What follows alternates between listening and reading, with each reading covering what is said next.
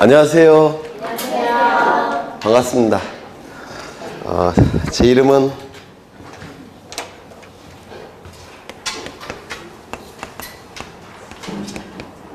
김종규라고 하고요.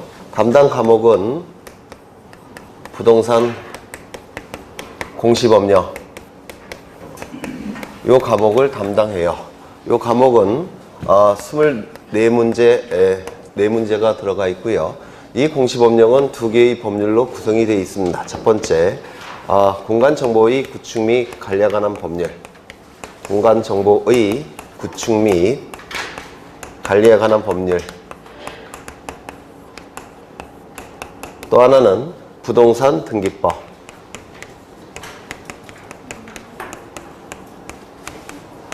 요 2개의 법률로 구성된 부동산 공시법령을 담당하는 김종규라는 사람이에요. 반갑습니다. 다 새로 오신 분들 같으신데요. 강의는 올해가 아마 17년인가 18년째 하는 거고요. 오래 했죠. 네. 건 20년 가까이 강의를 했어요. 네. 뭐 질문 있으신가요? 나이는 5학년이에요. 네. 왜요? 여기선 제일 막내입니다. 우리 학원에서는.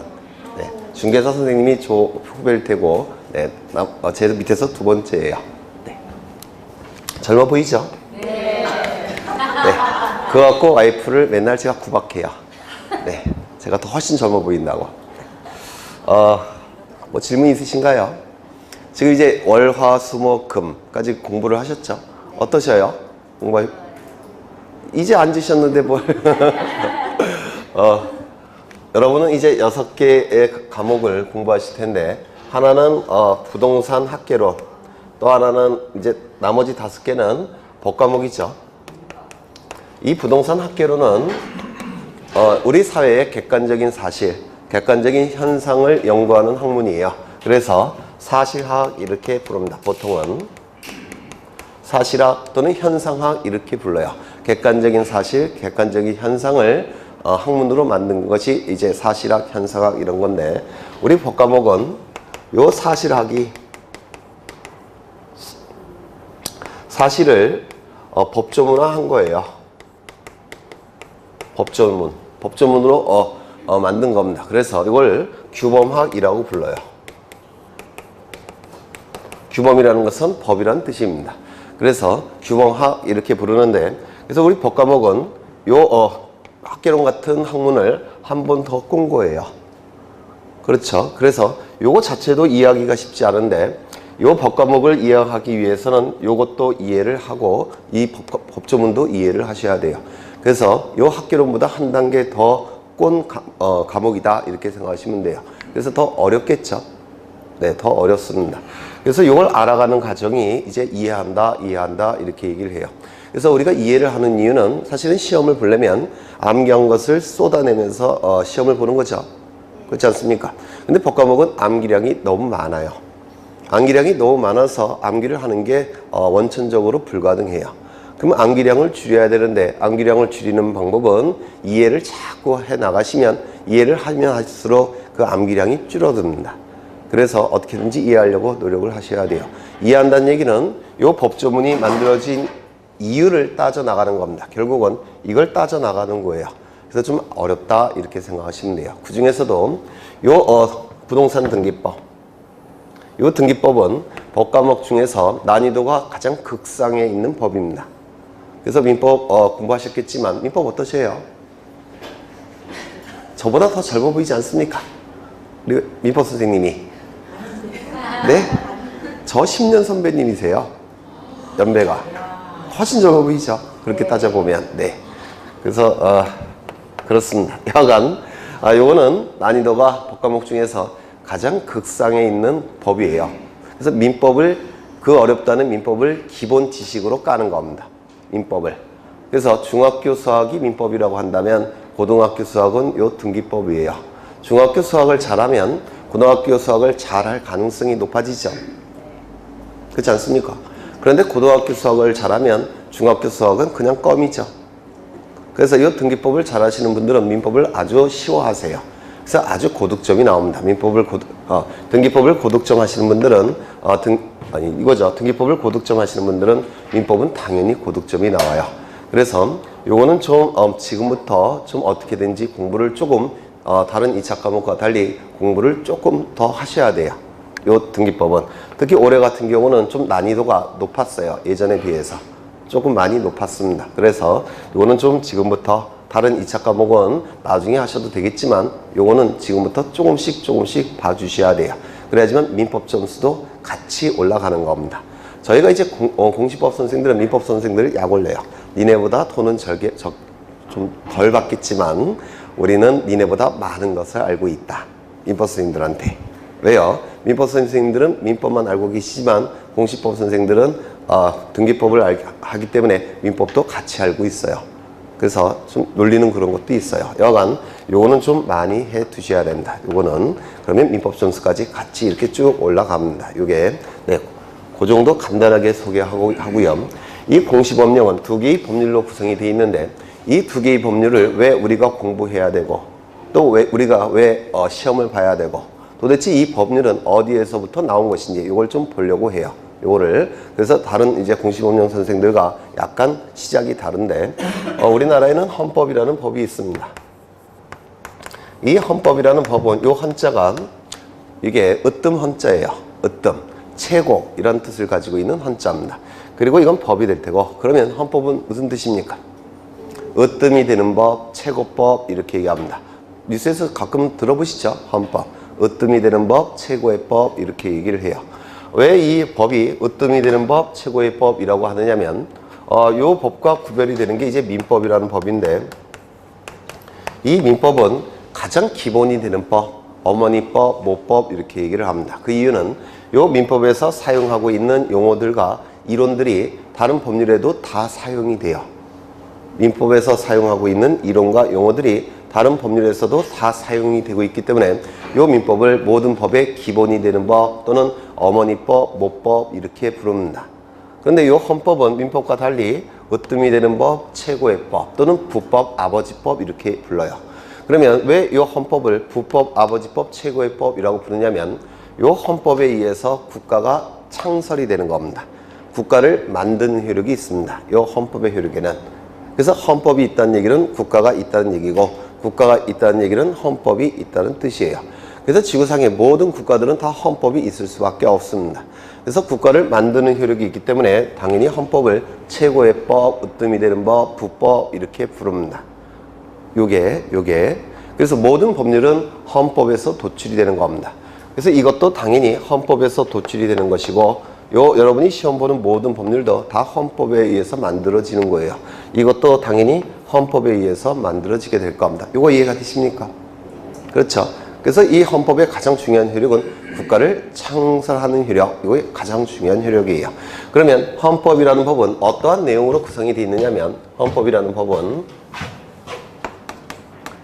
이거 외우느라고 제가 굉장히 힘들었어요. 오늘 전철 타고 오면서 이것만 외웠습니다. 헌법은 두 개의 내용으로 구성이 됐는데 국가의 통치 구조에 관한 내용이 들어가 있습니다. 이 통치 구조에 관한 내용이 있기 때문에 국가를 만드는 효력이 있다는 겁니다. 국가가 있다는 얘기는 국민을 통치해야 되는 뭐가 있어야 되겠죠? 그렇지 않습니까? 통치 구조. 그게 있어야 되겠죠? 이것 때문에 국가가 만들어지는 겁니다.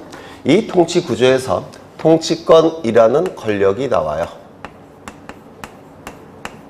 통치권이라는 권력이 나오는데 이거 들어보셨을 거예요. 통치권. 이거 들어보셨습니까? 못 들어보셨어요? 통치권. 그러면 이런 거 들어보셨습니까? 입법권, 사법권, 행정권. 이런 건 들어보셨어요? 이걸 통틀어서 통치권이라고 불러요. 입법권, 사법권, 행정권을 통틀어서 통치권이라고 얘기합니다. 이거는 여러분이 공부하는 권리가 아니에요. 권력이라고 얘기합니다. 권력. 그래서 이 권력의 역자는 무슨 역자일까요? 힘역자예요. 그래서 이 통치권이라는 권력은 힘을 본질로 합니다. 누가 행사하느냐면 국가가 행사를 할 겁니다. 국민에게. 그러면 국가가 국민에게 이 통치권이라는 권력을 행사한다면 국민의 입장에서는 어떻습니까? 불쾌하죠. 왜? 힘을 누구가 자기에게 행사하니까 불쾌하지 않겠습니까? 따라서 이 통치권이라는 권력에 의해서 국민은 피해를 볼 수밖에 없습니다. 요거 이해가 되실까요? 그러면 이 헌법에서 통치권에 의해서 피해를 보는 국민의 가장 그 최소한의 보장을 해줘야 됩니다. 통치권에 의해서 침해할 수 없는 국민의 가장 기본이 되는 보호 영역도 여기에 같이 들어갈 수밖에 없어요. 그 통치권에 의해서 침해할 수 없는 가장 국민의 기본이 되는 보호 영역이 뭘까요? 혹시 이런 거 들어보셨습니까? 기본권. 그게 바로 통치권에 의해서 통치권에 의해서 침해할 수 없는, 도대체 침해할 수 없는 국민의 가장 기본이 되는 보호 영역입니다. 이것도 여기에 같이 집어넣을 수밖에 없어요. 그래서 이 헌법에는 통치권에 의해서 침해할 수 없는 국민의 가장 기본이 되는 보호 영역, 기본권이라는 내용을 같이 집어넣을 수밖에 없습니다. 그래서 이 헌법은 두 개의 내용으로 구성되어 있습니다. 다른 내용은 아예 없습니다. 통치 구조에 관한 내용과 통치권에 의해서 침해할 수 없는 가장 국민의 기본이 되는 보호 영역, 이 두 개의 내용으로 구성된 법이 바로 헌법이라는 법이에요. 여기까지 이해가 되실까요? 네. 그런데 이 국가가 통치권을 제대로 행사하기 위해서는 먼저 정지 작업을 해야 돼요. 어떠한 작업을 해야 되느냐면 통치권이 미치는 공간적 범위가 있겠죠. 통치권은 어디에 효력이 있습니까? 우리나라 전 영토에 효력이 있을 겁니다. 우리나라 전 국토에서 통치권이 미치지 않는 공간이 있을까요? 없을까요? 없죠. 그래서 통치권이 미치는 공간적 범위, 전 국토에 관한 정보들을 국가는 미리 수집해야 된다는 겁니다. 통치권을 잘 행사하기 위해서. 이거 이해가 될까요? 네. 그래서 통치권이 미치는 공간적 범위가 있는데, 이 통치권이 미치는 공간적 범위는 어디냐면 대한민국 전 영토입니다. 전 영토, 휴전선 아래까지를 얘기합니다. 이 전 국토에 관한 정보들을 미리 수집하고 등록하고 그리고 관리하고, 궁극적으로는 주권자인 국민에게 그 정보를 공적으로 보여줘야 됩니다. 공시한다라고 얘기를 해요. 일반인들이 쓰는 용어는 공개한다라는 용어를 쓰고요. 법률 용어는 공시한다 이렇게 얘기합니다. 같은 뜻이에요. 공적으로 보여준다 이런 뜻입니다. 제가 금방 주권자인 국민에게 공시한다 이렇게 돼 있죠. 주권이란 건 뭐겠습니까? 주인된 권리가 주권이에요. 그래서 주권자인 국민이 국가에게 국가를 잘 운영하라고 통치권이라는 권력을 만들어 준 겁니다. 그래서 결국은 주인인 국민에게 그 정보를 공시해야 된다 이렇게 얘기를 합니다. 여기까지 되셨을까요? 다른 학원에 강의를 하다 보니까 너무 어렵다 그래서 천천히 할 생각이에요. 네. 그러면 이 전 국토에 관한 정보를 수집해서 등록해서 관리하고 공시할 텐데, 그러면 어떠한 곳에다가 이것을 수집 등록 관리해야 되냐? 어떠한 곳에다가? 그건 뭐냐면 지적공부라는 장부예요. 요 지는 땅지자입니다. 땅지. 토지라는 뜻이고요. 이 적은 서적할 때 적자예요. 서적할 때. 그러면 서적할 때 이 적은 무슨 뜻을 가지고 있을까요? 정보라는 뜻을 가지고 있습니다. 그래서 서적은 책에 있는 정보라는 뜻이에요. 그래서 이 적은 정보라는 뜻을 가지고 있는데, 그러면 지적은 무슨 뜻이 되겠습니까? 토지에 관한 정보라는 뜻입니다. 토지에 관한 정보. 이를 지적이라고 얘기합니다. 공은 공적인 이란 뜻이고 부는 장부라는 뜻입니다. 그래서 전 국토에 관한 정보들을 수집 등록 관리 공시해야 되는데, 어디에다가 이것을 수집 등록 관리 공시하느냐면 토지 정보를 담고 있는 공적인 장부에 이 정보들을 수집하고 등록하고 관리하고, 궁극적으로는 주권자인 국민에게 이 장부를 통해서 그 내용을 공시해야 되겠다는 겁니다. 이거 이해가 되실까요? 그렇죠. 그러면 이것을 관리하는 국가기관이 있어야 될 텐데, 국가기관이 누구냐면 여기 전국토라는 문구가 나와 있으니까 중앙행정기관 누가 관리를 해야 될까요? 국토교통부 장관. 국토교통부 장관이 이 장부를 관리하게 됩니다. 국토교통부 장관이 이 장부를 관리하는 겁니다. 여기 국토. 그렇죠. 그런데 이 국토교통부 장관이 바쁘기도 하고, 그리고 국토교통부 장관이 바쁘기도 하고, 이 정보를 전체 여기 그러니까 휴전서 아래쪽 전체를 관리하기가 좀 힘들어요. 법에는 국토교통부 장관이 관리하라고 했는데 국토교통부 장관이 대한민국 전 영토를 관리하기가 많이 힘드니까 시군구별로 이 토지들을 쪼갭니다. 시군구별로 쪼개갖고 다른 국가기관에게 맡겨놨습니다. 그 다른 국가기관은 누구냐면 지적소관청이라는 국가기관입니다. 지적소관청. 여기서 지적은 아까 무슨 뜻이었습니까? 토지정보. 지적은 토지정보라는 뜻이에요. 그리고 여기 소자는 담당한다 라는 뜻을 가진 한자입니다. 담당한다. 관청은 관청이 될 테고, 그러면 지적소관청은 무슨 뜻이겠습니까? 토지정보를 담당하는 관청. 이를 지적소관청이라고 부르는데, 구체적으로는 아까 토지들을 시군구별로 쪼개서 맡겨놨다고 했죠. 그러면 이걸 구체적으로 누굴 얘기하겠습니까? 시장님, 군수님, 구청장님, 이 양반들을 얘기해요. 그래서 국토교통부 장관은 시군구별로 쪼개서 시장, 군수, 구청장에게 이 업무를 맡겨놓은 겁니다. 여기서 맡겨놓는다는 것은 법률 용어로 위임이라는 용어를 씁니다. 여기서 위는 맡길 위자고요. 임은 임무라는 뜻이에요. 임무를 맡긴다 이런 뜻입니다. 아직은 어려우실 거예요. 하지만 시간이 흘러가면서 저절로 아는 용어들이에요. 그러면 지적소관청이 이제 이 지적 업무를 담당하게 될 텐데, 이것과 관련된 제도가 있겠죠. 이것과 관련된 제도를 뭐라고 부르냐면 지적제도라고 부릅니다. 지적제도. 이건 무슨 뜻일까요? 토지 정보와 관련된 제도. 이를 지적제도라고 부르고, 여기에 적용되는 법률이 있을 텐데, 여기에 적용되는 법률의 이름이 뭐냐면 요 문구가 들어가야 될 겁니다. 공간. 그 다음에 요 문구도 들어가야 돼요. 정보. 그래서 이 지적제도에 적용되는 법률의 이름은 공간정보의 구축 및 관리에 관한 법률. 구축 및 관리에 관한 법률이 지적제도에 적용되는 법률이에요. 토지 정보와 관련된 제도에 적용되는 법률이 이름이 공간정보의 구축 및 관리에 관한 법률이라고 얘기하고, 여기 공시라는 문구도 있죠. 따라서 이는 공시법령이라고도 얘기를 합니다. 부동산 공시법령. 우리 시험에 12문제가 출제가 됩니다. 12문제가. 아까 총 공시법령은 24문제라고 했죠.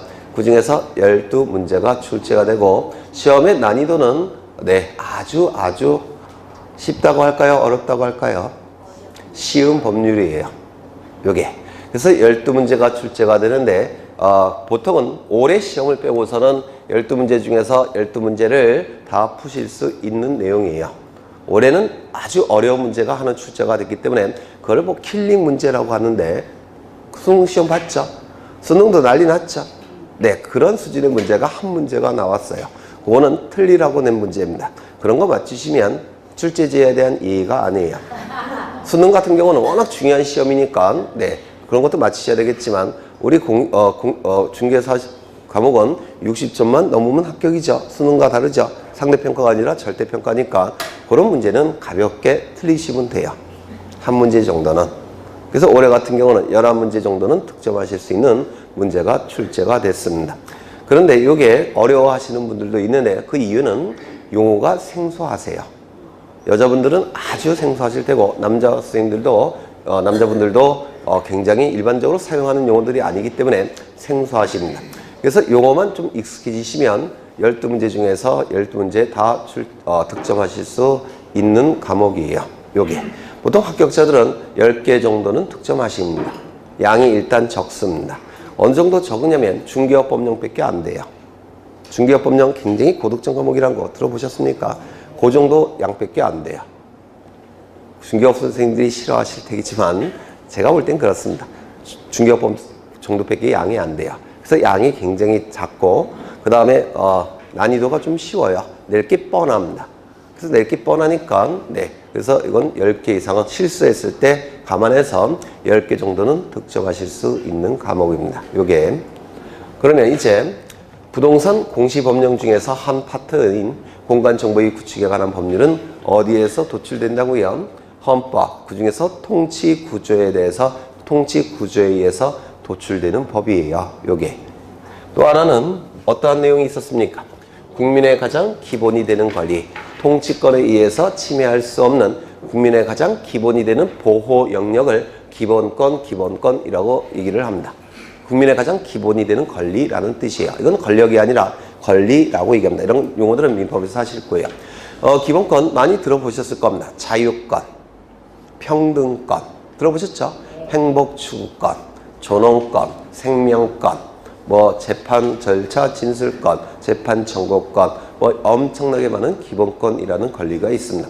그 중에서 현대 자본주의 사회에서 굉장히 중시되는 기본권이 있는데 뭘까요? 힌트, 자본주의. 자본주의 뭡니까? 돈. 그렇죠. 재산권이라는 기본권입니다. 재산권. 재산권이라는 기본권이 우리 헌법 제23조에 규정이 되어 있습니다. 재산권이라는 기본권이. 이 재산권을 우리 민법에서는 세 가지로 구분하는데요. 물권, 채권. 어디서 들어보셨어요? 또 하나는 무채재산권. 이렇게 재산적 권리를 세 가지로 구분을 합니다. 물권은 무슨 뜻일까요? 이따도 하겠지만 물건에 대한 권리, 그걸 물권이라고 얘기합니다. 사람이 물건에 대해서 행사하는 권리, 이걸 물권이라고 불러요. 채권은 뭘까요? 네? 채권은 한자로 쓰면 이렇게 써요. 채권. 이렇게 씁니다. 채권이라고 쓰는데요. 요 채자를 분해를 해보면 요것과 요걸로 분해가 돼요. 이렇게 분해가 됩니다. 그래서 채권을 구성하고 있는 한자는 요거예요.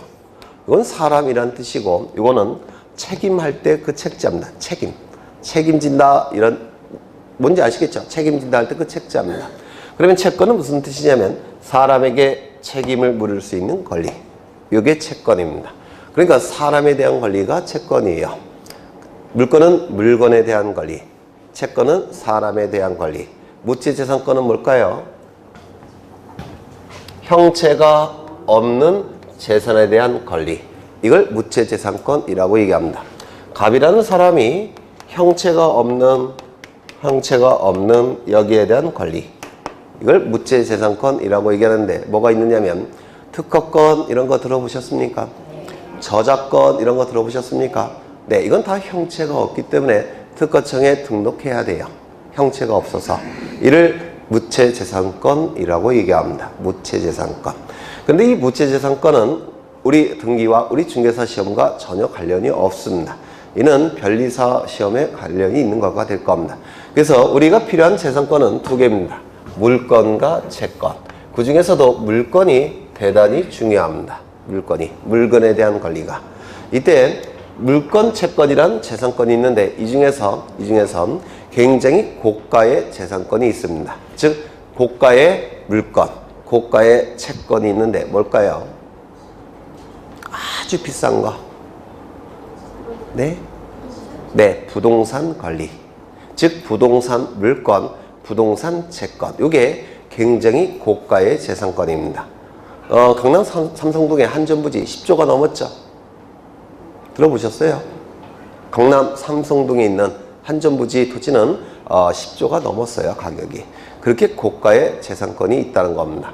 그래서 이 재산권 중에서 고가의 재산권이 있는데 부동산 물건, 부동산 채권 같은 부동산 권리가 대단히 부동산에 관한 권리가 고가의 재산권입니다. 이 부동산 권리에 관한 정보들을 수집하고 등록하고 관리하고 그리고 궁극적으로는 주권자인 국민에게 그 정보를 공적으로 보여줘야 되겠다는 겁니다. 이거 이해가 되실까요? 워낙 고가이기 때문에 그래요. 워낙 고가이기 때문에. 그러면 이 부동산 권리에 관한 정보들을 어떠한 매개체에다가 수집, 등록, 관리, 공시해야 되느냐면 저쪽의 정보들은 지적 공부에 수집, 등록, 관리, 공시한다고 했죠. 여기는 부동산 등기부라는 장부에 부동산 권리에 관한 정보들을 수집, 등록, 관리, 공시하는 겁니다. 들어보셨습니까? 부동산 등기부. 그렇죠. 여기서 등기라는 개념이 나오는데 등기. 이 등자는 무슨 등자일까요? 등산할 때 등자예요. 올라간다, 올린다 이런 뜻이고요.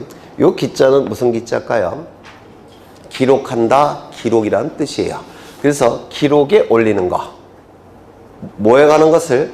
부동산 권리에 관한 정보들을 기록에 올리는 거. 이를 등기한다 이렇게 얘기를 합니다. 들어보셨습니까? 등기. 부동산 권리에 관한 정보를 기록에 올리는 거. 등기한다 이런 용어가 여기서 나온 겁니다. 그렇죠.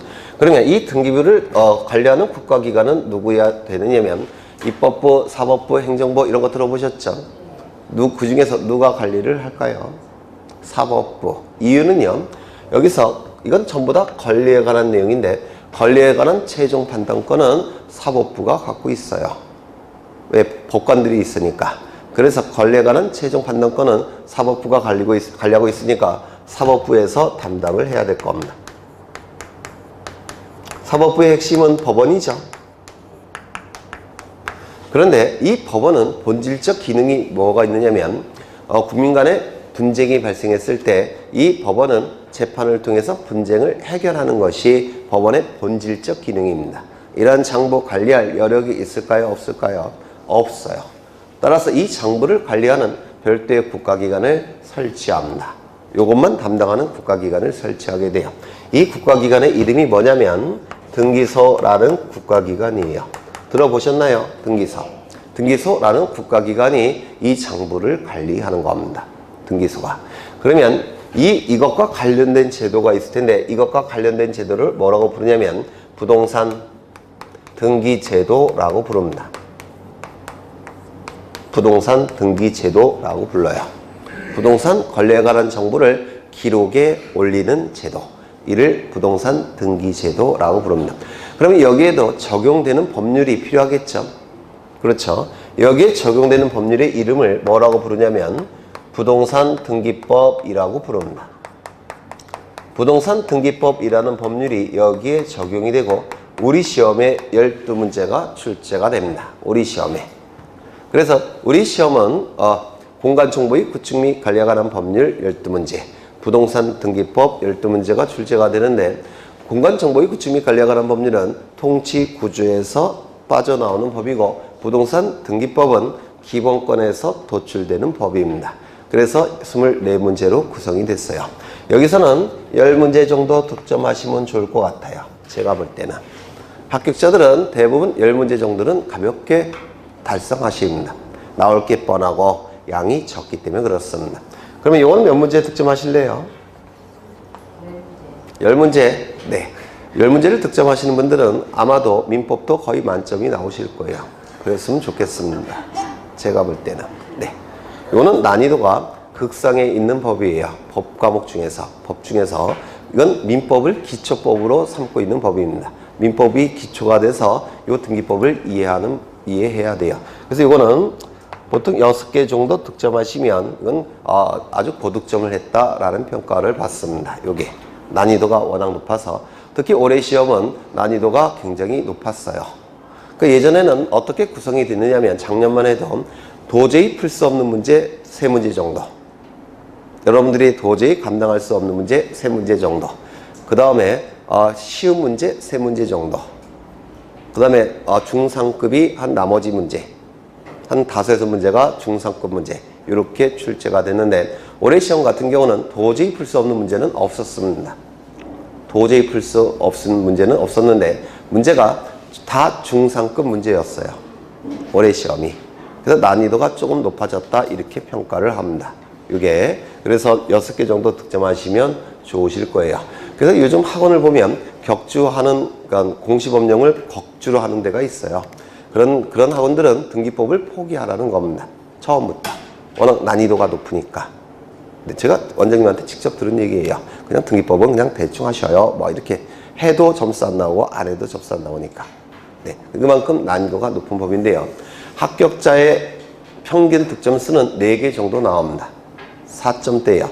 응시자의 평균 득점수는 2점대가, 그러니까 2개 정도가 나옵니다. 이게 그만큼 난이도가 높은 법이에요. 그러면 만점은 안 나오냐? 나와요. 학원별로 2~3분씩 나옵니다. 그런 분들은 당연히 민법도 만점 가까이 나오게 될 겁니다. 그래서 이거는 다른 2차 과목과 달리 지금부터 조금은 공부를 좀 해 두셔야 될 과목이에요. 포기하지 않기 위해서는. 당연히 우리 학원은 매주 수업이 진행이 되니까 포기 안 하시는 게 훨씬 유리하실 겁니다. 이 등기법이 어느 정도 틀이 잡히면 네, 이게 합격은 거의 뭐 확정적이에요. 그만큼 난이도가 좀 있는 법률입니다. 네. 그러면 이제 부동산 공시법령, 여기 보시면 이건 토지라는 뜻입니다. 토지. 그 다음에 여기는 부동산이라고 되어 있죠.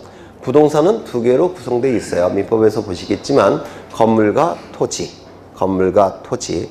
그러면 여기 부동산이라고 되어 있고 저기 토지도 부동산의 일종이죠. 맞습니까? 그렇죠. 이것도 부동산, 이것도 부동산이에요. 그리고 여기 공시라는 단어가 있습니까? 공시. 그러면 이 2개의 법률을 뭐라고 부를까요? 부동산 공시에 관한 법률, 이렇게 얘기를 하는 겁니다. 부동산 공시에 관한 법률이 공간정보의 구축 및 관리에 관한 법률, 부동산 등기법, 이렇게 두 가지를 부동산 공시에 관한 법률, 이렇게 얘기를 하게 될 겁니다. 여기까지 좀 이해가 되셨을까요? 네. 어차피 지금 외우는 건 불가능하다는 거 저도 알아요. 지금 하는 내용은 뭐냐면 이런 거 들은 흔적이 있다라는 흔적 내기 공부예요. 지금은 사실은 여러분이 앉아있는 것은 엄밀하게 냉정하게 판단하자면 공부할 수 있게끔 앉아있는 훈련을 하는 겁니다. 앉아있는 훈련. 그래서 공부하시는 분들 한 7, 8월, 9월쯤 가면 모든 분들이 똑같은 얘기를 하세요. 중고등학교 때 이렇게 공부했다면 인생이 달라졌을 텐데. 네. 그래서 이제 본격적으로 공부하시기 전에 앉아있는 훈련을 보통 하시는 거예요. 예전에 사법시험이 있을 때 사법시험 처음 준비하는 분들은 어떤 일을 했을까요? 제가 옛날에 그 드라마 같은 거 보면은 절에 가서 공부하는 거 나오죠. 가끔. 그 다음에 신림동에서 공부한다는 얘기 들어보죠. 그 중간 세대가 제 세대예요. 선배들은 전에 가서 공부하고 후배들은 신림동 가서 공부하고 곧 낀 세대가 제 세대인데요. 선배들 얘기를 들어보면 저는 물론 절에는 안 갔어요. 네. 신림동도 나중에 갔지만 근데 선배들 얘기 들어보면 절에 가서 첫 번째 하는 훈련이 앉아있는 훈련 한대요. 절에 가서 놀 곳도 없으니까 공부를 해야 되니까 그때는 학원 강의도 없었으니까 그래서 하루 종일 그냥 앉아있는 훈련을 한답니다. 얼마큼 할까요? 2달. 여러분들도 아마 11월, 12월은 앉아있는 훈련이 주목적이 될 겁니다. 그리고 강사들이 설명하는 것을 이제 머릿속에 흔적내는 과정이 될 거예요. 그래서 여러분이 뭐 지금 설명하는 것을 다 이해한다고 저는 기대를 아예 안 해요. 네, 그러니까 편안하게 들으시면 돼요. 11월, 12월 정도는. 근데 이제 법과목이라는 것은 아까도 보셨지만 규범학인데요. 이게 공부할수록 이게 쌓여 나갑니다. 11월, 12월 앉아있는 훈련이 주가 되겠지만 이것도 분명히 여러분 몸에 쌓여질 겁니다. 그렇게 생각하시면 될 것 같아요. 그러면 이제 2개의 법령은 어디서 도출된지를 보셨는데 이때 여기도 부동산 전국토에 관한 정보라는 용어를 쓰고 있고 여기도 부동산 권리에 관한 정보라는 용어를 쓰고 있는데 그러면 도대체 정보는 무엇을 의미하는 거냐? 이걸 궁금해 하셔야 돼요. 궁금하십니까? 네? 네, 궁금해 하셔야 돼요. 네라고 대답하신 분은 아마 올해 85점 이상 나오실 거예요. 대답 안 하신 분들은 한 65점 정도 합격은 시켜야 되니까. 그렇죠. 그럼 이 전국토에 관한 정보는 구체적으로 무엇을 의미하느냐면 주된 정보는 토지 표시에 관한 정보를 얘기합니다. 토지 표시에 관한 정보. 토지 표시에 관한 정보를 얘기하고요. 우리나라는 자본주의 사회 맞습니까? 자본주의 사회 맞죠? 그럼 자본주의 사회라는 것을 법적으로 어떻게 얘기하느냐면 국민이 소유권을 가질 수 있는 제도를 만드는 게 자본주의 제도예요. 법적으로는. 그래서 국민은 다 소유권을 가질 수가 있습니다. 그러면 이 전 국토에 깔려 있는 토지들도 소유권자가 다 따로 있겠죠. 그 소유권자에 관한 정보가 부수적인 정보로서 수집이 됩니다. 주된 정보는 토지 표시에 관한 정보, 부수적으로는 소유자에 관한 정보. 소유자에 관한 정보는 세 가지를 의미하는데요. 소유자 뭘까요? 이름, 주민번호, 주소. 이것을 수집합니다. 자본주의 사회니까 그래요. 그래서 소유자의 이름, 주민번호, 주소를 수집하고요. 이건 어디까지나 부수적인 정보고 가장 주된 정보는 토지 표시에 관한 정보입니다. 이건 오늘 외워두셔야 돼요. 토지 표시에 관한 정보는 뭐가 있느냐면 소재지. 뭘까요? 그 토지가 어느 위치에 있는지, 어느 행정구역에 위치하고 있는지 이 소재지를 수집해야 됩니다. 두 번째, 토지의 번호. 지번이라고 얘기합니다. 지는 토지라는 뜻이고 번은 번호라는 뜻이에요. 사람에게 주민번호가 있는 것처럼 토지에도 번호가 부여되어 있어요. 다른 토지들과 구별하기 위해서. 번지, 지번 같은 뜻이에요. 왼쪽에서부터 읽으면 지번, 오른쪽에서부터 읽으면 번지. 그렇죠. 그 다음에 지목. 지목은 토지의 사용 목적을 지목이라고 부릅니다. 토지의 사용 목적을 줄여서 지목이라고 얘기하는데 임야 이런 거 들어보셨습니까? 임야 뭐 이런 게 지목이에요. 토지의 사용 목적. 그 다음에 면적. 토지의 넓이가 될 겁니다. 토지의 넓이. 그리고 경계. 이 경계는 뭐냐면 토지가 이렇게 생긴 게 있을 때 이게 경계예요. 소유권이 미치는 범위를 표시하고 있는 그림. 이게 경계라고 얘기합니다. 그 다음에 좌표. 이 좌표는 뭐냐면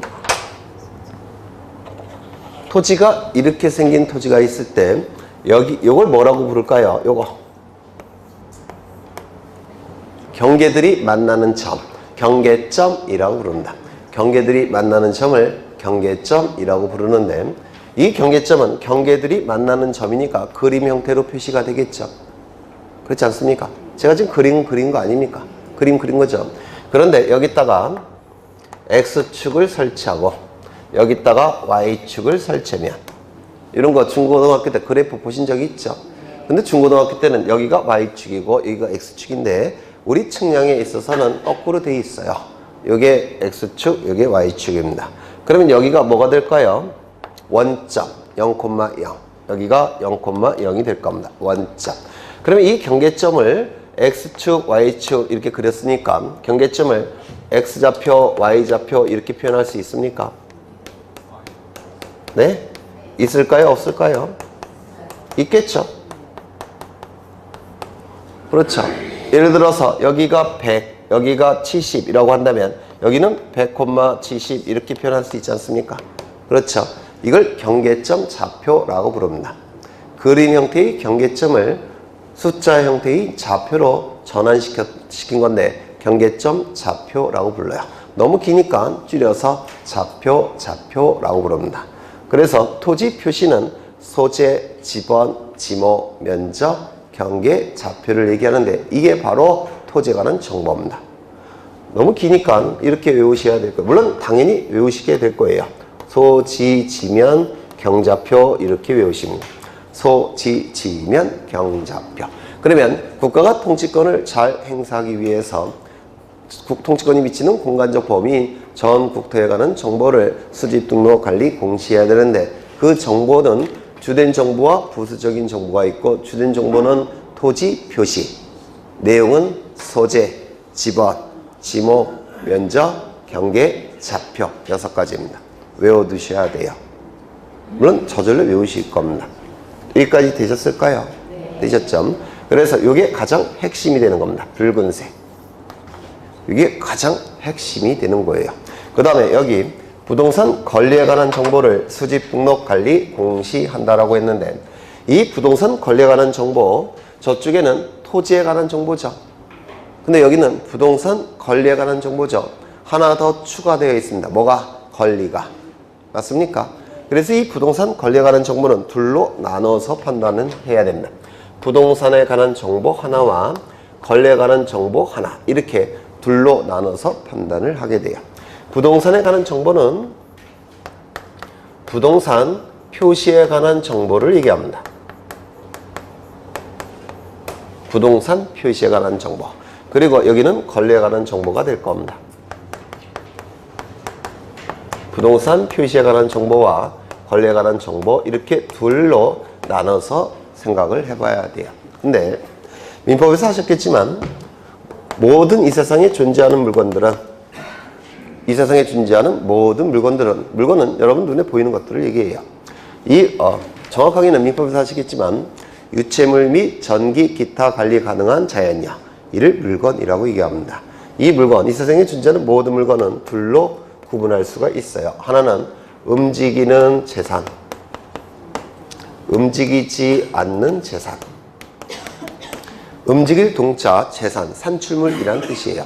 움직이는 재산과 움직이지 않는 재산 두 개로 나눠지는데요. 이 움직이지 않는 재산을 우리 등기법에서는 둘로 구분합니다. 건물과 토지. 그래서 민법에서 구분하는 것과 약간 차이가 있어요. 건물과 토지 둘로 구분을 하게 돼요. 이거 좀 기억해 두셔야 될 겁니다. 우리 민법 왜 둘로 구분을 하느냐면 우리 등기부는 두 가지밖에 없어요. 건물 등기부, 토지 등기부. 그래서 부동산을 건물과 토지 두 가지로만 구분합니다. 그렇다면 여기 부동산은 뭐가 있을까요? 토지와 건물. 그러면 이 표시도 건물의 표시도 있을 테고 토지의 표시도 있을 겁니다. 맞습니까? 그렇겠죠. 그래서 이 부동산 표시는 둘로 나눠지게 돼요. 건물의 표시에 관한 정보와 토지의 표시에 관한 정보 둘로 나눠지게 됩니다. 그러면 건물 표시에 관한 정보는 뭐고 토지 표시에 관한 정보는 뭔지 이걸 좀 궁금해 하셔야 되는데, 이 건물 표시에 관한 정보는 건물의 소재지, 건물이 어느 행정구역에 있는지. 두 번째, 건물은 지번이 있을까요? 없을까요? 네. 건물에 지번이 있을까요? 지번할 때 지는 토지라는 뜻이에요. 토지, 땅 지자. 그러면 지번은 무슨 뜻입니까? 토지 번호입니다. 토지 번호. 그러면 건물에 번호가 있을까요? 없을까요? 없습니다. 건물은 번호가 없어요. 지번에 해당되는 게 없습니다. 그런데 문제는 뭐냐면 건물은 하늘에 이렇게 붕 떠 있을 수 있습니까? 하늘에, 공중에 떠 있을 수는 없죠. 어디 붙어 있습니까? 땅에 붙어 있어요. 그래서 이 건물은 토지와 뗄래야 뗄 수 없는 관계예요. 이때 건물이 들어서 있는 이 토지를 뭐라고 부르냐면 대지라고 부릅니다. 대지. 이 대자는 기초대자입니다. 기초대자. 기초가 되는 땅 대지라고 불러요. 그러면 뭐의 기초가 되는 땅일까요? 건물의 기초가 되는 땅. 이를 대지라고 부릅니다. 건물의 기초가 되는 땅 대지. 그런데 이 대지와 건물은 뗄래야 뗄 수가 없어요. 말도 그렇게 붙었죠. 건물의 기초가 되는 땅. 이게 대지니까 이 대지는 건물과 뗄래야 뗄 수 없는 아주 밀접한 관계예요. 맞습니까? 그런데 이 대지는 토지니까 지번이 있을까요? 없을까요? 있겠죠. 그래서 여기에 건물의 소재지와 건물의 대지 지번, 건물의 대지 지번, 요게 건물의 표시사항입니다. 그리고 건물의 종류. 이 종류는 뭘 의미하느냐면 아파트냐, 단독주택이냐, 연립주택이냐, 뭐 이런 것들을 얘기하고요. 건물의 구조. 이 구조는 뭐냐면 그 건물은 철골 콘크리트로 지었느냐, 목재로 지었느냐, 또는 벽돌로 지었느냐, 뭐 이런 걸 얘기하고요. 그 다음에 넓이, 면적. 건물의 넓이를 얘기합니다. 이게 바로 건물 표시에 관한 정보인데요.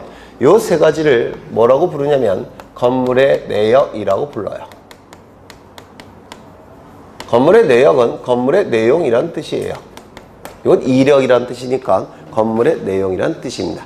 그래서 건물의 표시사항은 소재, 어느 행정구역에 있는지, 대지집은 몇 번지 토지 위에 있는지, 종류, 그 종류는 뭐 아파트인지 그냥 일반 빌딩인지 아니면 단독주택인지, 구조, 무엇으로 만들었는지, 철골 콘크리트로 만들었는지, 벽돌로 만들어졌는지, 목재로 만들어졌는지, 면적, 넓이, 이걸 건물에 표시해 가는 정보라고 얘기합니다. 이거 지금 외워두시면 나중에 암기량을 줄일 수가 있습니다. 나중에 암기량을 대폭 줄일 수가 있어요. 그래서 이렇게 외우시면 될 것 같아요. 소재, 대지집원, 건물의 종류, 건물의 구조, 건물의 면적. 여기 등기부가 있는데요. 이 등기부에서 한 문제 이상이 나옵니다. 주로 아파트 등기부가 나오는데, 아파트 등기부, 이걸 집합건물 등기부라고 불러요. 법률적으로 아파트 등기부가 출제가 되는데, 이걸 외워두시면 그 내용 암기량이 대폭 줄어들어요. 그래서 이거 좀 외워두시면 좋을 것 같아요. 소지 종구면 이렇게 외우십니다. 소지 종구면. 그 다음에 토지 표시에 관한 정보도 있겠죠. 토지 표시에 관한 정보. 어차피 여러분들도 스스로 좀 암기한다는 기대는 좀 버리세요. 한 번 듣고 암기하는 건 없죠. 소설책도 아니고. 저는 소설책 봐도 잘 몰라요. 뒤에 읽을 때 되면 앞에 게 기억이 안 나서. 네. 토지의 표시는 뭘까요? 토지가 어느 행정구역에 있는지, 그리고 그 토지의 번호는 무엇인지, 그 토지의 사용 목적은 무엇인지, 그 토지의 면적은 얼마나 되는지. 소재, 지번, 지목, 면적입니다. 소재, 지번, 지목, 면적이에요. 소재, 지번, 지목, 면적입니다. 저쪽에는 전 국토에 관한 정보에 토지에 관한 정보죠. 이것도 토지의 표시, 요게 추가되어 있습니다. 이유는 이게 주된 정보이기 때문에 그래요. 아주 상세하게 수집한 겁니다. 뭐까지? 경계와 좌표까지. 여기서는 주된 정보는 이게 주된 정보가 아니라 이게 주된 정보예요. 이게 주된 정보니까 경계 좌표 정도는 그냥 생략하겠다는 겁니다. 이거 이해가 되실까요? 그래서 저쪽은 소지, 지면, 경좌표 이렇게 외우셔야 되고, 이쪽은 소지, 종구면, 소지, 지면. 소지, 종구면, 소지, 지면 이렇게 외우시면 될 것 같아요. 나중엔 다 외우시게 돼 있어요. 네. 그 다음에 그러면 이런 것들은 이 등기부에 기록을 해야 되는데, 아까 등기는 뭐라고 했습니까? 기록에 올리는 거. 그렇죠? 그러면 등기부에 올려야 되는데 어디에다 올릴까요? 등기부 어느 부분에? 요것은 등기부의 제목을 표시하는 부분에 올립니다. 등기를 하게 돼요. 제목을 표시하는 부분, 표제부라고 부릅니다. 이 표제부는 등기부에 어떤 역할을 수행하느냐면 명찰 역할을 수행해요. 어느 토지에 대한 권리에 정보를 담고 있다는 것을 표제부를 통해서 알 수가 있습니다. 어느 건물에 관한 권리에 관한 정보를 담고 있는지를 표제부를 통해서 알 수가 있어요. 책으로 치면 거표지에 해당되는 겁니다. 제목을 표시하는 부분에 저런 것들을 기록하게 됩니다. 그리고 이제 이 권리에 관한 정보가 있는데요. 이때 이 권리는 두 가지로 나눠집니다. 권리를. 어떻게 나누냐면 모든 권리 중에서 으뜸이 되는 권리가 뭐가 있을까요? 재산권 중에서 으뜸이 되는 권리가 뭐가 있을까요? 그 재산을 사용할 수도 있고 수익을 낼 수도 있고 심지어는 처분할 수도 있는 권리가 있는데 뭘까요? 소유권이라는 권리입니다. 그래서 재산권 중에서 가장 으뜸이 되고 본질적이고 본원적인 권리를 소유권이라고 불러요. 소유권. 그리고 소유권자가 만들어주는 권리가 있죠. 소유권자가 다른 자에게 만들어주는 권리. 이게 있을까요? 없을까요? 내가 뭔가를 다른 사람에게 빌려주면 그 다른 사람은 뭔가 권리를 갖는 거예요. 그래서 뭐가 있을까요? 소유권 이외의 권리.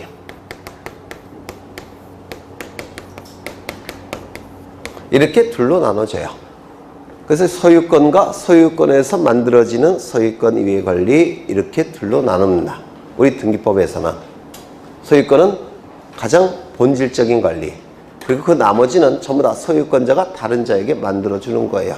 그래서 소유권과 소유권 이외의 권리로 나누고, 여기에 정보가 있는데 이건 정보가 좀 어려우셔요. 민법을 좀 하셨으면 어렵지 않겠지만 아직 백지 상태이기 때문에 좀 어렵습니다. 그냥 들어만 두셔요. 저 정보는 보전, 설정, 이전, 변경, 소멸, 처분 제한, 요 6가지를 얘기합니다. 정보는 아직은 어려우실 겁니다. 보전, 설정, 이전, 변경, 소멸, 처분 제한, 요것을 얘기하는데요. 보전이라는 용어는 무슨 뜻이냐면 존재하는 소유권을 보호한다 이런 뜻입니다. 존재하는 소유권을 보호한다. 이를 보전이라고 얘기합니다. 아직은 어려우실 겁니다. 설정은 만들어서 정해준다 라는 뜻이에요. 설정. 만들어서 정해준다. 그래서 이 설정은 만들 설정을 씁니다. 정은 정할 정자. 갑자기 여러분들 표정이 급 어두워지고 있습니다. 네, 법률용, 본격적인 법률용을 하니까 표정들이 급 어두워지고 있어요. 네, 보전은 뭐라고요? 존재하는 소유권을 보호한다. 설정은 만들어서 정해준다. 그 다음에 이전은, 이거는 제가 못 외웠으니까 한글로 쓰겠습니다. 이자는 옮길 이자예요. 옮길 이자. 전자는 굴러간다 전자입니다. 굴러간다 전자. 그럼 무슨 뜻일까요? 내가 가진 권리가 굴러가서 다른 자에게 옮겨진다 이런 뜻입니다. 그럼 내가 가진 소유권이 굴러가서 다른 자에게 옮겨진다면 다른 자는 무슨 권리를 취득할까요? 소유권. 맞습니까? 내가 가진 전세권이 굴러가서 다른 자에게 옮겨진다면 그 다른 자는 어떤 권리를 취득할까요? 전세권. 이게 이전이라는 겁니다. 내가 가진 권리가 굴러가서 다른 자에게 옮겨진다. 이전이라는 뜻이에요. 제가 가진 권리 중에서 저는 소유권자인데 소유권에서 일부를 떼갖고 다른 자에게 전세권을 만들어주는 경우가 있어요. 이때는 이전이라는 용어를 쓸 수 있을까요? 없을까요? 없습니다. 내가 가진 권리 중에서 일부를 떼갖고 다른 자에게 만들어주는 거, 만들어서 정해주는 거, 만들어서 정해주는 거, 무슨 용어 쓸까요? 설정, 설정, 만들어서 정해준다라는 뜻입니다. 그 다음에 변경, 내용이 바뀐다라는 건데 전세 살기 위해서는 전세금 내야죠. 근데 집주인이 5억을 더 올려달라고 해요. 세상이 미친 거죠. 네. 그럼 5억을 더 올려달라고 한다면 전세권의 내용인 전세금이 바뀐 거죠. 맞습니까? 내용이 바뀐 것을 뭐라고 하느냐면 변경이라는 얘기를 씁니다. 변경. 전세권이 변경되었다. 변경. 그 다음에 소멸. 전세 기간이 2년이에요. 2년 다 살았습니다. 그러면 더 이상 살 수 있습니까? 없습니까? 없죠. 왜? 2년이 지났으니까 전세권이 소멸한 거 없어진 거예요. 소멸. 그 다음에 이 처분 제한. 제가 가진 권리 중에서 소유권이 있는데 이 부동산 아파트 소유권이 있는데 이 아파트 소유권을 돈 받고 팔 수 있죠. 맞습니까? 이걸 처분이라고 해요. 권리를 가지고 있다가 없어지는 거. 처분이라고 얘기합니다. 처분한다. 이게 바로 정보를 얘기합니다. 정보. 아직은 어려우실 거예요. 다시 보죠. 대충만 흔적만 남기시면 돼요. 계속 반복이 될 거니까 존재하는 소유권을 보호하는 거, 만들어서 정해주는 거, 굴려서 다른 자에게 옮기는 거, 그 다음에 내용이 바뀌는 거, 그리고 없어지는 거, 그리고 처분하는 것이 제한되는 거, 이렇게 6가지를 얘기합니다. 정확하게는 이 소유권은 보전, 이전, 변경, 소멸, 처분 제한만 할 수가 있습니다. 설정은 안 돼요. 이건 나중에 보실 거예요. 나중에. 그 다음에 그러면 소유권에 관한 보전, 이전, 변경, 소멸, 처분 제한과 같은 정보는 등기부 어디에 기록할까요? 등기부의 첫 번째 구성 부분에 기록합니다. 갑이라는 단어는 첫 번째라는 뜻이에요. 그래서 조선시대에 과거시험 봤죠? 봤습니까? 거기서 제일 잘 쓴 답안지가 있겠죠? 있을까요? 수석. 그러면 채점할 때 그 수석 답안지에는 갑 이렇게 표기한답니다. 1등 했다 이런 뜻입니다. 첫 번째 으뜸이다 이런 뜻이에요. 그러면 갑구는 무슨 뜻입니까? 첫 번째 구성 부분 이런 뜻입니다. 그래서 등기부를 구성하고 있는 요소 중에서 가장 중요한 부분이에요. 가장 중요한 거.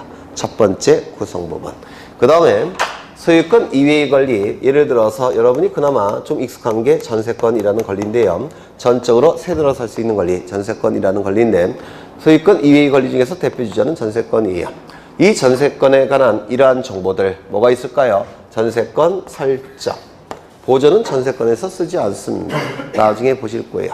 전세권 설정, 전세권 이전, 전세권 변경, 전세권 소멸, 전세권의 처분 제한에 관한 정보는 등기부 어디에 기록을 하느냐면 두 번째 구성 부분에 기록합니다. 을구라는 부분에 기록해요. 을 두 번째 구 구성 부분. 그래서 과거 시험 답안지 2등은 뭐라고 답안지에 표기될까요? 을. 과거 시험 답안지 2등짜리는 을로 표기합니다. 두 번째라는 뜻입니다. 그러면 등기부에는 몇 개의 구성 부분이 있을까요? 3개. 표제부, 갑구, 을구. 이 3개의 구성 부분으로 구성된 장부가 부동산 등기부라는 장부입니다. 이 중에서 가장 중요한 부분은 어딜까요? 등기부 3개의 구성 부분 중에서 제일 중요한 부분은 어딜까요? 표제부. 표제부는 제목을 표시하는 부분으로서 책의 겉페이지에 해당이 되는 겁니다. 여기 다 나와 있는데 이겁니다. 첫 번째 구성 부분.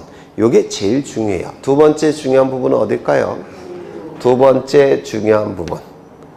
을. 이게 제일 덜 중요한 겁니다. 요게. 네. 여기까지 되셨을까요? 네. 그러면 표제부에는 눈에 보이는 것들만 기록하죠. 그렇지 않습니까? 눈에 보이는 객관적 사실만 기록한다. 등기한다고 해서 사실에 관한 등기라고 부릅니다. 사실에 관한 내용을 기록에 올린다고 해서 사실에 관한 등기라고 불러요. 그 다음에 여기 갑굴구에는 전부 다 권리에 관한 내용이 기록이 됩니까? 따라서 권리에 관한 내용을 올린다고 해서 권리에 관한 내용을 기록에 올린다고 해서 권리에 관한 등기라고 불러요. 기록에 올린다, 등기한다 이렇게 얘기를 하는 겁니다. 되셨을까요? 네. 일단 여기까지 보고 좀 쉬겠습니다. 이거 지우지 마셔요. 써먹어야 되니까. 네, 지우지 마시고요. 질문 있으시면 하시고요. 어려우셔요. 대충 2학년 분들은 굉장히 쉬우실 테고 처음 법 공부하시는 분들은 조금은 어려우실 겁니다. 이 정도도. 네.